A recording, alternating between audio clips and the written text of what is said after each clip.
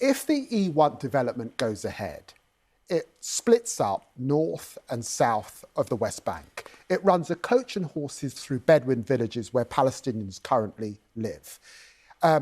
By the way, when it was first planned, William Hague, as then Foreign Secretary, rejected it and condemned it. So our judgment must be based on what's happening on the ground. And just to be clear, and standing by a Palestinian Authority that we are attempting to work with to reform, that we signed a memorandum of understanding with. And Abbas, of course, was in London meeting the Prime Minister just a few weeks ago. And we will hear from them later on in the programme. And just if people haven't been following that closely, the E1 of development you're talking about is Israel expanding its settlements in the West Bank, which the Palestinian Authority tries to control.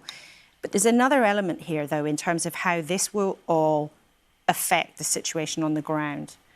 And some of the families of those whose loved ones are still being held hostage by Hamas have written to the Prime Minister, more or less begging him not to go ahead. They say this will make it more complicated to be able to get their families home.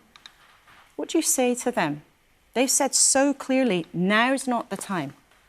Well, let me be clear that I've continued to meet with hostage families, and I met them just a few weeks ago to have this discussion. I think it's also right to say that there are many hostage families who are shocked and appalled that the prospects of a ceasefire have been set back just in the recent days. That's a different question. The hostage families are saying, some of them are, now is not the time to make this move.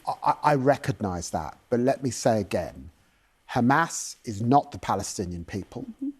A Palestinian state is a just cause, and our country, 108 years ago, signed up to the Balfour Declaration.